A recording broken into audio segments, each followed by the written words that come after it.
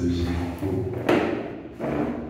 et ont fait trembler les murs par les cris et les acclamations à l'honneur du Seigneur.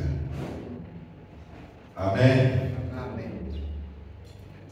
Donc, le thème a été affiché, la doctrine de Balaam. C'est une histoire que vous trouvez dans la Bible. Quand vous étudiez les Écritures, vous allez dans le livre de Nombres, au chapitre 22 à 24. Cette histoire-là est là, on n'en pas la lire. Donc c'est l'histoire du peuple d'Israël qui est en bataille, qui est en guerre avec le peuple de Moab, qui a pour roi Balak. Et Balak corrompt. Il corrompt le prophète d'Israël qu'on appelle Balaam. Il vient voir Balaam et il lui dit, voilà, c'est un peuple trop fort pour moi. C'est-à-dire Israël est plus fort que moi. Et pour pouvoir vaincre Israël, j'ai besoin de toi. J'ai besoin de toi parce que tu dois m'aider à maudire ce peuple. Il faut qu'il y ait une malédiction qui se repose sur ce peuple. Alors, je pourrai ensuite les vaincre. Vous savez, je l'ai toujours dit que la malédiction et la bénédiction ont le même procédé, le même process. C'est une parole qui est libérée dans l'atmosphère et qui doit travailler pour accomplir ce qui a été déclaré. Et quand on libère dans la malédiction, les mauvais esprits s'emparent de la parole qui a été libérée dans l'atmosphère et se mettent à l'ouvrage, à l'œuvre pour opérer. La même chose pour la bénédiction, quand les paroles de grâce sont libérées dans l'atmosphère. Les anges de Dieu se mettent en action pour l'accomplir. Et donc, Balak voulait voir ce peuple maudit pour pouvoir le vaincre. Et il recule dans le prophète et lui dit, maudis-moi ce peuple. Il a essayé plusieurs fois, mais n'a pas pu maudire Israël. Chaque fois qu'il ouvrait sa bouche, dans l'intention de maudire, c'est la bénédiction qui sortait. C'était au-dessus de lui. C'était au-dessus de ses forces. Même bien quand on l'avait bien soudoyé, qu'il était bien motivé, suffisamment chaud pour maudire, quand il ouvre la bouche, les paroles de grâce sortent. Alléluia. Et la Bible dit que la malédiction ne peut rien contre Israël. L'enchantement ne peut rien contre le peuple de Dieu. Alléluia. Quand Dieu t'a déclaré béni, personne ne peut te maudire. Parce que leurs paroles sont nulles et sans effet. Alléluia. Nul et sans effet. Quand on est membre du peuple de Dieu, quand on appartient à Jésus, la malédiction n'a pas de pouvoir sur nous. Les paroles d'échec n'ont pas de pouvoir sur nous. Ça, c'est quand on n'est pas de la nature de Dieu. Celui qui est né en Christ ne peut être maudit. Alléluia. Celui qui est né en Christ ne peut être maudit. S'il y avait une malédiction dans ta famille, quand tu viens à Jésus, la malédiction s'arrête. Si tu vois quelqu'un que la malédiction continue, soit lui-même croit à ça, soit il n'est pas vraiment converti. Alléluia. Parce que quand on vient à Jésus, on est de nouveau. Amen. Ça veut dire que c'est dont j'ai pour partage ce qui découle de Jésus. Naître de nouveau veut dire que je suis dans une nouvelle famille. Mon corps physique est peut-être né dans une famille, Mais je suis régénéré en Jésus, dont j'ai la sémence de la famille de Christ. Et la vie de Christ dominant en moi, elle écrase tout ce qui est malédiction de mon ancienne nature. Elle efface. C'est pourquoi la Bible dit que celui qui est en Christ est une nouvelle créature. Les choses anciennes sont passées et toutes choses sont devenues nouvelles. La meilleure façon de fuir la malédiction, c'est de naître en Christ. C'est de naître de nouveau. Alléluia. La meilleure façon de fuir la poisse, bien dans notre phrase, le doudou, c'est de venir à Jésus, de naître de nouveau. Amen. Les gens pensent qu'on peut tricher avec les choses spirituelles. On peut faire semblant et recevoir les grâces de Dieu. Ce n'est pas possible. Parce que c'est Dieu qui donne, ce n'est pas un homme.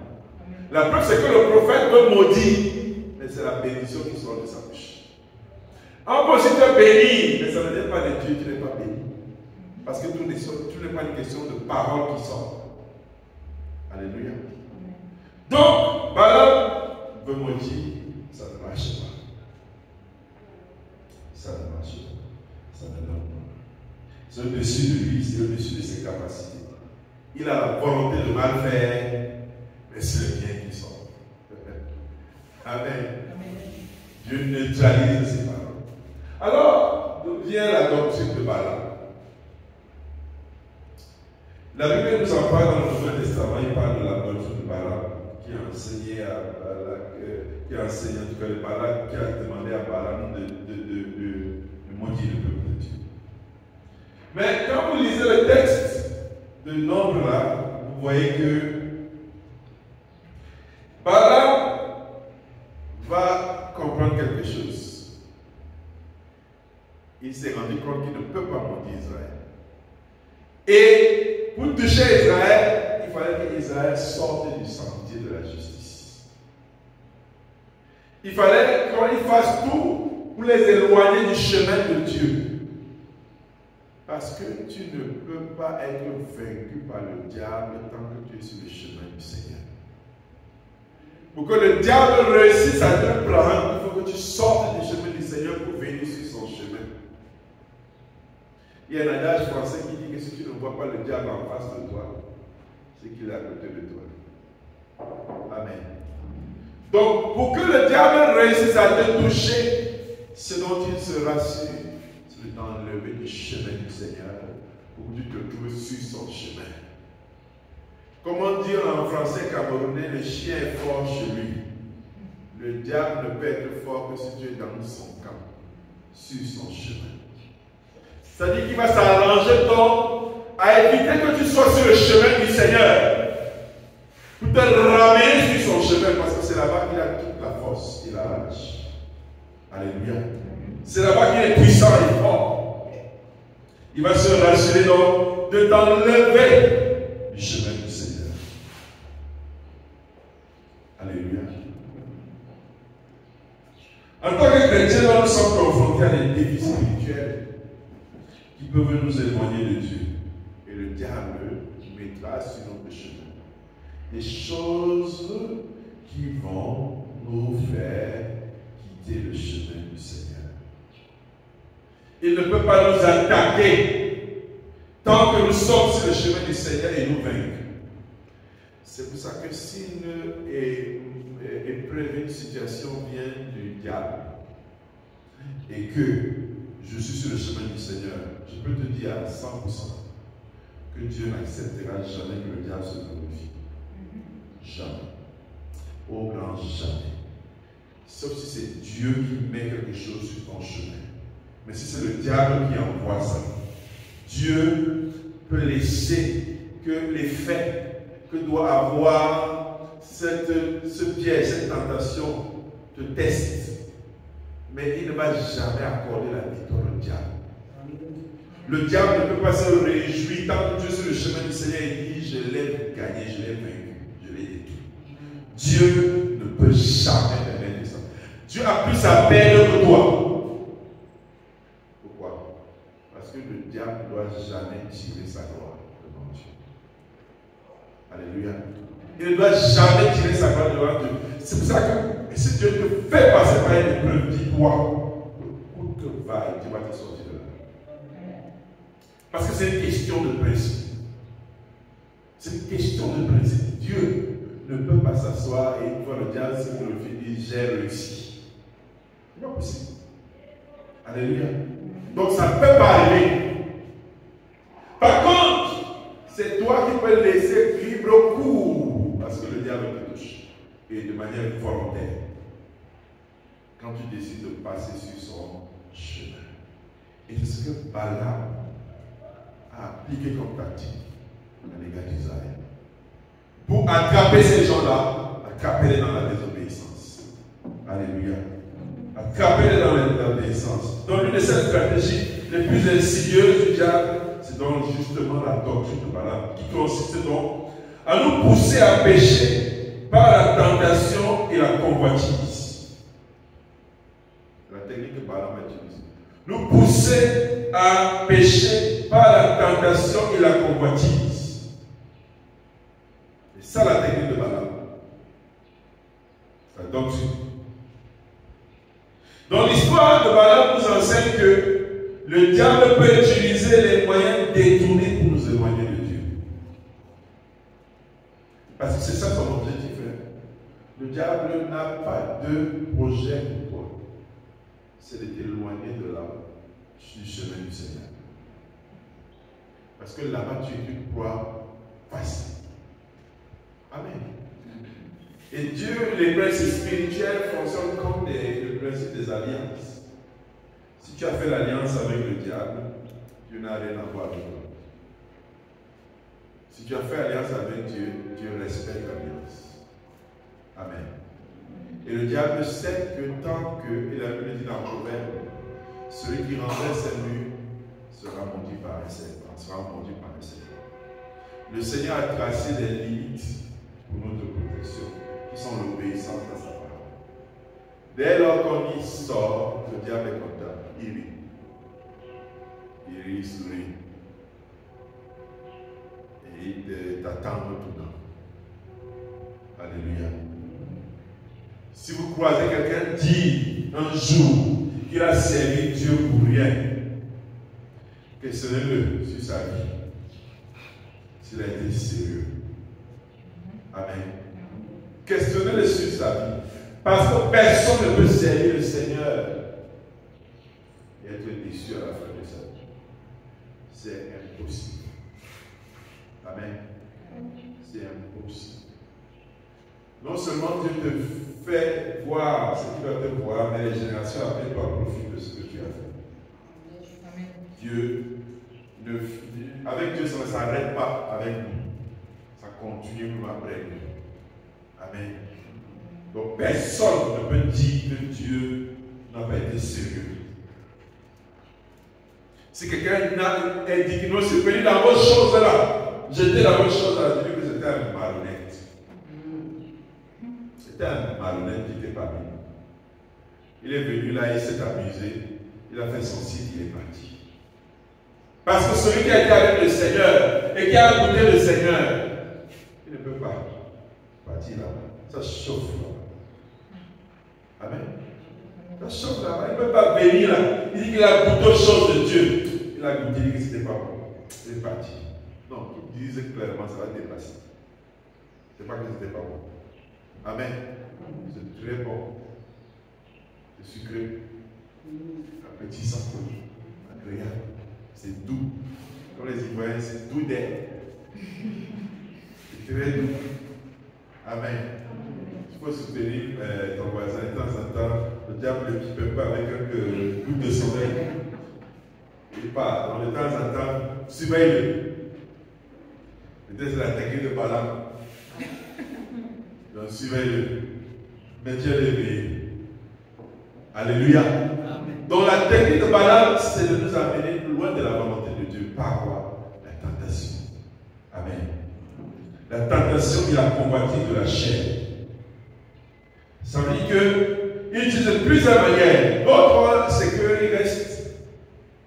Il commence à se regarder. Le diable, lui, il regarde les montagnes, regarde les immeubles, regarde tes voisins, regarde tes amis.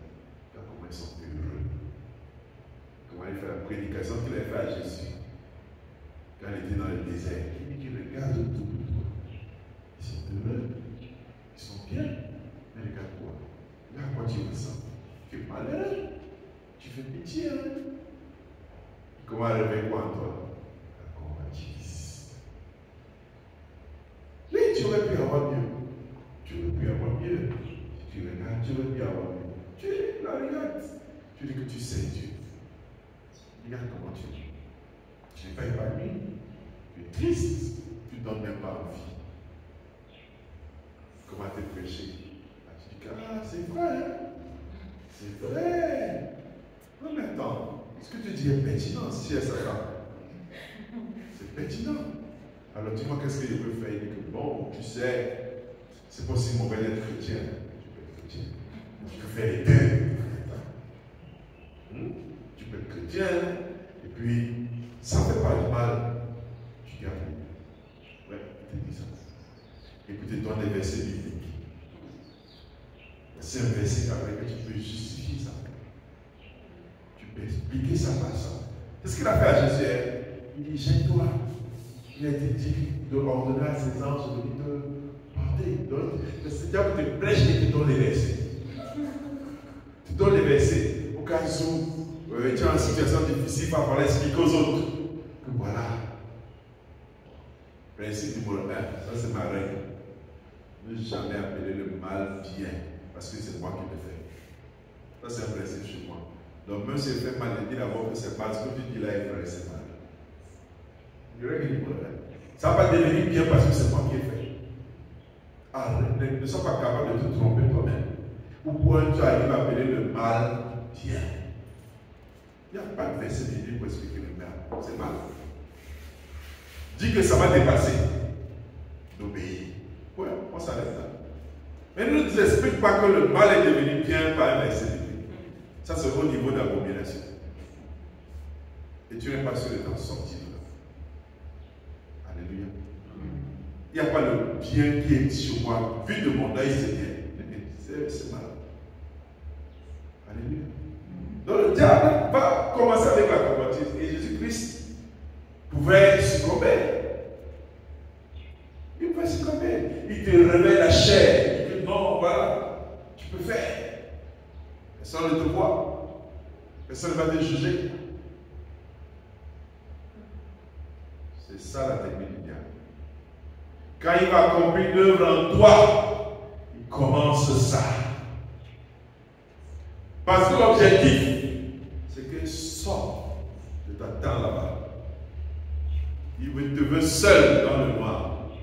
Si vous avez souvent observé les prédateurs, quand il y a une troupe d'animaux, il n'attaque pas. Quand il vient s'il les freine, il faut qu'un s'échappe. À ce moment, il le prend. Parce que même s'ils n'ont pas des dents à serrer, ils n'ont pas des cordes, au moins quand ils sont en groupe, ils peuvent faire quelque chose. Son objectif, c'est dans le niveau 1. C'est pour ça qu'ils ne fuient jamais la communion fraternelle. L'isolation, c'est ainsi que le diable t'a appelé à côté. Il va te conseiller. Amen. Règle numéro 1, ne fuis jamais, non, règle numéro 2, ne fuis jamais la communion fraternelle. Et quand il dit communion fraternelle, ça veut dire que même si ton corps dit que tu as trop péché, viens à l'église. Ne fuis jamais l'église parce que tu as trop péché. Viens à l'église te répartir. Amen. Ne reste jamais à la maison, dit que non, quand je vais m'arranger, bien, c'est là qu'elle veut venir. Tu vas arranger quoi bien là-bas? Tu ne vas rien arranger. Amen. Quand Adam a péché, la première chose qu'il a fait quand Dieu venait, il a fui.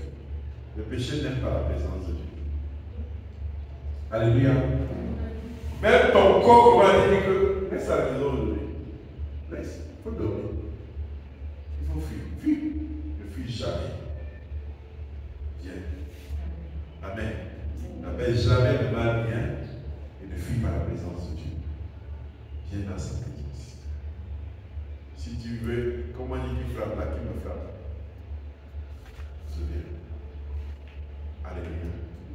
Fuis par la présence de Dieu. Parce que celui qui te conseille, ce n'est pas un ami. Ce n'est pas un ami.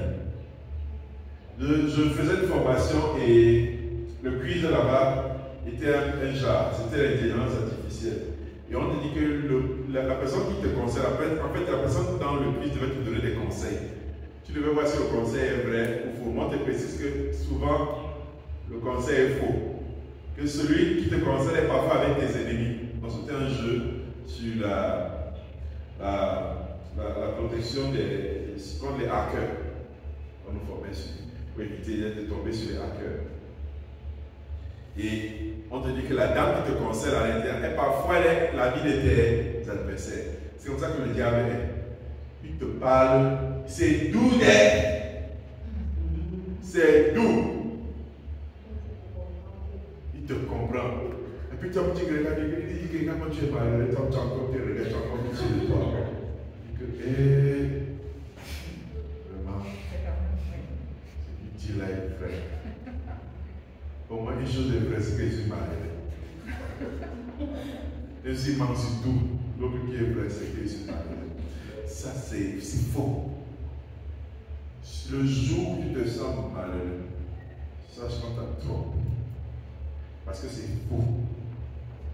On a choisi de te montrer une partie de toi qui ne marche pas bien. On a refusé de te montrer une partie de toi qui marche bien. C'est juste ça. Mais tu as bien plus que ce qu'on te dit que tu n'as pas. C'est pour ça que ce chant dit compte les bienfaits de Dieu. Mets-les tous devant tes yeux, tu verras en adorant combien le nombre en est grand. Je te dis la vérité, tu t'assois pour compter combien de fois Dieu t'a fait des grâces. Tu vas te rendre compte que le nombre est élevé.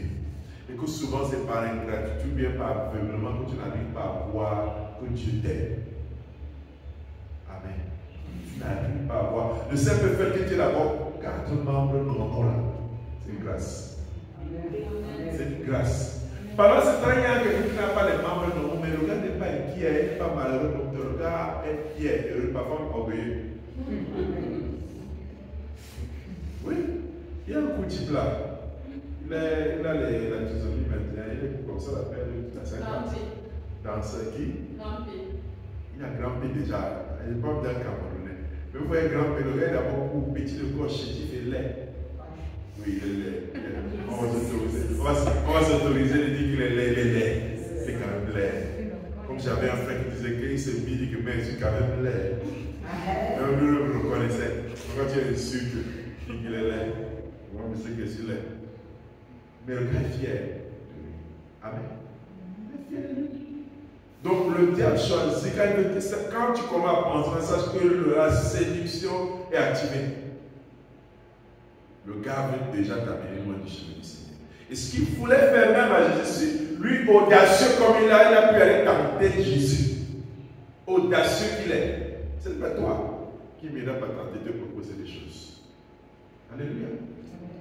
Et le meilleur moyen de ne pas aller vite dans sa vie, c'est d'écouter le conseil du diable.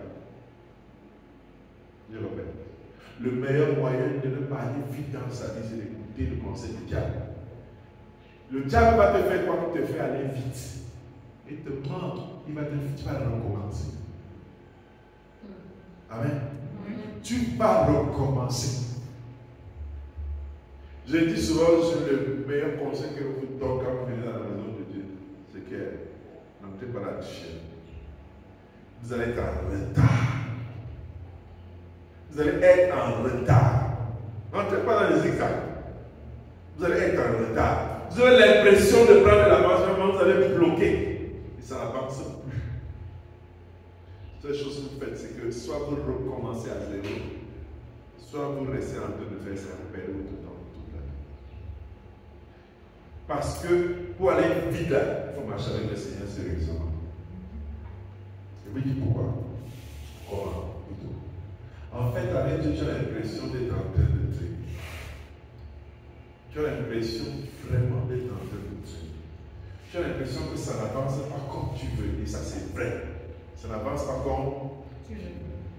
Mais le jour que Dieu décide de dire que c'est le bon moment, tout va vite. tu rattrapes. Amen. Tu rattrapes. Il y a des choses que tu ne penses pas faire, que tu ne veux même pas faire. Dieu dit que non, ça ne traîne pas. On va aller vite. Amen. Oui, tu arrives et tu te maries. Tu dis que non, je me suis que marié. Dieu te dit seulement chaque année tu enseignes. Il va dire que mais chaque année tu enseignes. L'enfant, maman, est carré de 9 mois. Il n'y a pas de problème. Amen. Dieu dit qu'on gagne un temps. Amen. On gagne un temps. Là où les gens mettent 1 an, 2 ans pour faire ci, vous savez, pour classer les chiffres en 20 ans, Dieu te fait faire 105 années. Tu vas vite. Parce que son temps est arrivé. Alléluia. Son temps va arriver. Donc le meilleur moyen d'être en retard, c'est d'écouter le diable.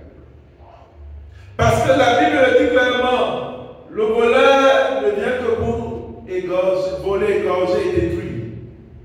Il n'a pas mis le rôle. Il n'a jamais fait avancer quelqu'un. C'est un mauvais type. Il finit de t'utiliser, après le gars te trahit. Il finit de t'utiliser, après le gars t'expose. Il finit de t'utiliser, après le gars te tue. Il ne fait rien d'autre que ça. Regardez toutes les personnes qui ont utilisé dans le monde, comment ils finissent suicidés. Fumeurs, chambriers, mangamans, finissent comme ça. Après qu'il les a épuisés, utilisés. Alléluia. C'est ça la technique de Balaam, la doctrine de Balaam, c'est qu'il t'amène loin de la volonté de Dieu. Il t'amène loin de là. Parce qu'il est sûr que c'est là qu'il réussit à atteindre l'objectif qu'il ne peut pas atteindre par la malédiction. Le diable ne peut pas se placer debout et empêcher que tu avances. Il n'a pas ce pouvoir. La Bible est claire, il a été vaincu. Alléluia. Il a été vaincu. Il a été vaincu. Il a été vaincu, il est sur nos pieds. Mais pour qu'il se présente et nous bloque là, il faut regarder ses fils. Qu'il s'éloigne de la volonté de Dieu. C'est le meilleur moyen d'être en retard que de suivre le diable. Alléluia. Donc le diable va utiliser, comme on l'a dit, le mensonge, la séduction, pour nous faire sortir de la voie de Dieu. Il va donc agir sur la convoitise, on l'a vu, l'égoïsme. À un moment donné, il dit, mais pense à un moment donné à toi. Tu ne vois pas que tu t'investis trop pour les autres. Mais tu ne vois pas que depuis que tu es là-bas, tu n'avances pas. Tu commences à penser de manière égoïste. C'est toi qui es devenu le centre de la vie. Il te conseille. Tu commences à dire non, désormais. Je ne vais plus faire, je ne vais plus faire, je ne vais plus faire, je ne vais plus faire. Il faut que je pense à moi aussi un peu. Tu demandes d'être égoïste. Pourtant, Dieu t'appelle à servir. À un moment donné dans ma vie, j'étais à l'université. Quand je venais de terminer, je pense licence ou master, je ne sais plus. Et puis, je regardais la filière qui avait fait la salle de Maméno. Je ne sais pas trop. Je disais comme ça, on me posait des questions, mais moi je pense que Dieu m'a fait beaucoup de grâce. Il m'a fait beaucoup de grâce. Pendant que j'avais terminé ma licence, je travaillais déjà quelque part.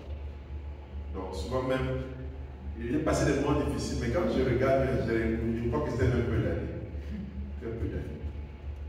Mais avant de donner ma vie, je me posais la question, je vais faire comment? Et j'avais l'église que je conduisais. J'étais presque seul. Sinon seul. Et je me dis, bon, et moi, il faut que je me situe aussi, que je parte. Donc je vais peut-être quitter la ville de Yaoundé et aller faire une autre école pour me positionner. C'est comme ça que j'ai commencé à réfléchir. Je ne dis pas de me copier, chacun sa vie. Mais moi, je ne devais pas quitter. Dans le plan de Dieu, ce n'était pas que je quitte. Donc, je devais rester là. Mais dans ma tête, je commençais à me poser la question, est-ce que je suis pas en train de perdre un peu la tête en pensant qu'aux choses de Dieu là? Parce que c'est ça qui me maintenait à Yaoundé. Donc, je suis parti faire mon école d'ingénierie. Bon, après, je suis resté. Je pense que Dieu a honoré ça. Mais le diable aurait pu m'éloigner de ma destinée si j'avais écouté sa réflexion. Mais avec parole, c'est pour toi. Tu vas investir pour des gens qui demain ne seront pas là, ils vont partir, des gens qui sont concentrés à faire leur vie, toi tu es là. Tu es concentré à dire que tu sais Dieu, tu es là, tu es fidèle et tu mets en paix tes projets. Vous voyez une prédication qu'il me faisait? Elle était simple et subtile. Il y a un mauvais moyen du plan de Dieu. Amen. Le mauvais moyen du plan de Dieu, elle était simple et subtile. Mais ce n'était pas la volonté de Dieu. C'était à un moment donné égoïste. Je pensais à moi, mais tu ne vois pas que Dieu te donne trop. À un moment donné, pense à toi. Ça, c'est la prédication du gars. Il t'éloigne de la volonté de Dieu. Parce que c'est son objectif. Et beaucoup de personnes se sont retrouvées en train de traîner dans la maison de Dieu simplement parce qu'ils ont écouté comme ça un conseil qui n'était pas dans le sillage de la volonté de Dieu, qui les a plutôt ramenés à côté, mais trop proches de la volonté de Dieu, mais ce n'était pas la volonté de Dieu. Et comme je vous disais, le meilleur moyen de perdre le temps, c'est ça. C'est être loin de la volonté de Dieu.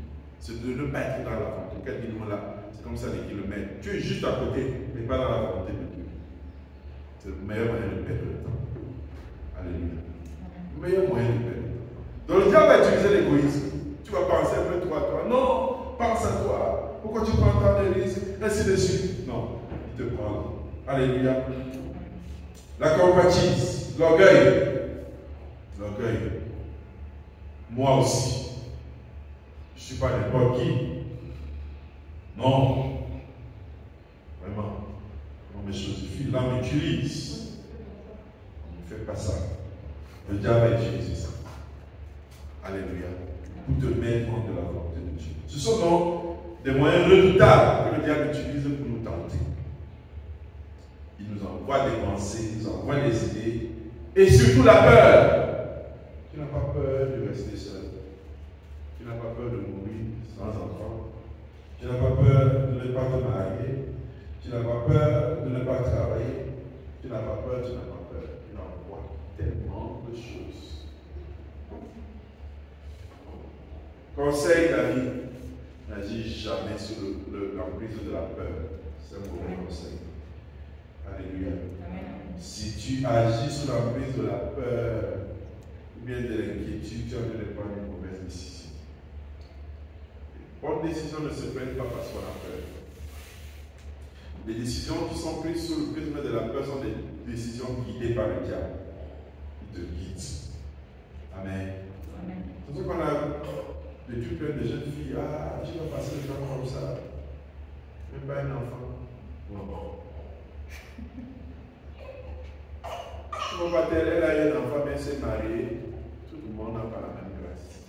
Le projet de Dieu n'est pas le même pour tout le monde. N'écoute pas le conseil. C'est le diable qui a fait te prêcher par la bouche de ta mère. C'est lui qui te prêche comme ça. Il te prêche comme ça, il t'enseigne dans tes enseignements.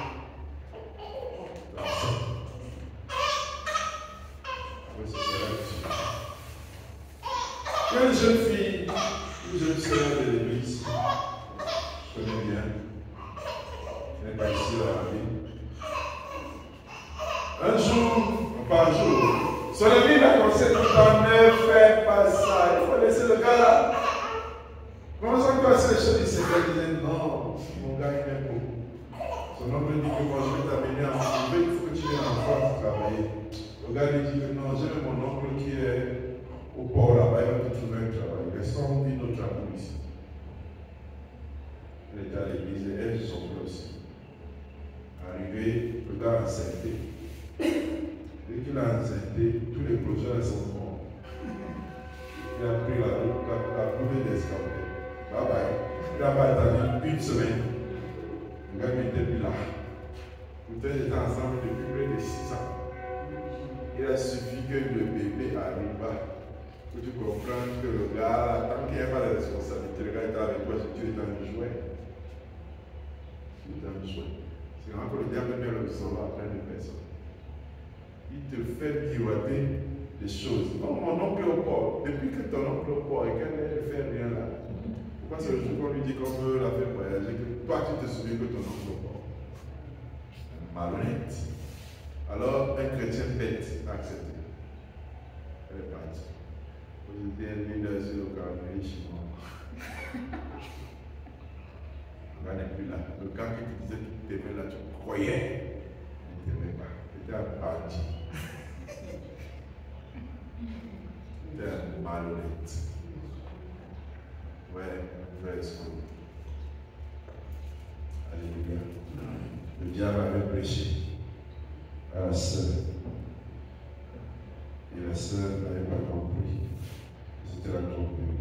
Donc notre responsabilité en tant qu'homme, c'est de relever le défi de la tentation.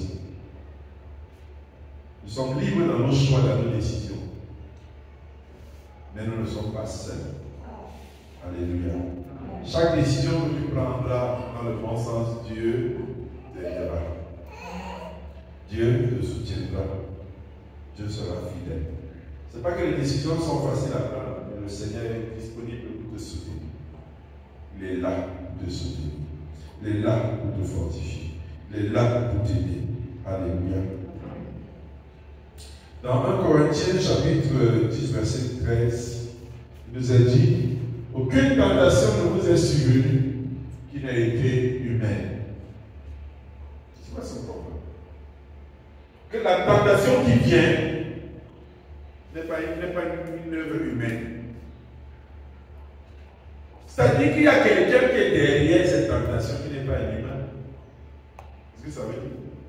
Amen. Et Dieu qui est fidèle ne permettra pas que vous soyez tentés au-delà de vos forces.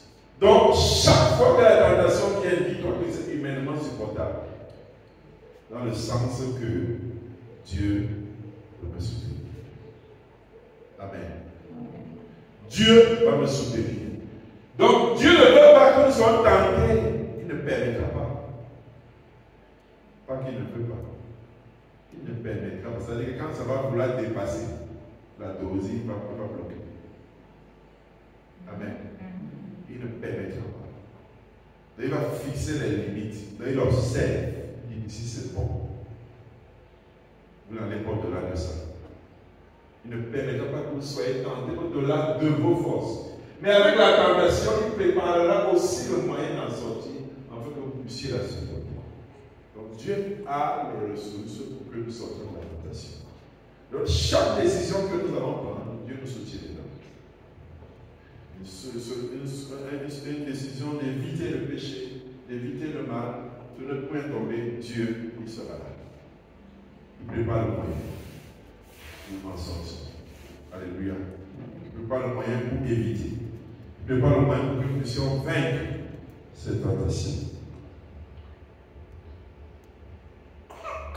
Donc Dieu est fidèle, il ne permet jamais que nous soyons tentés au-delà.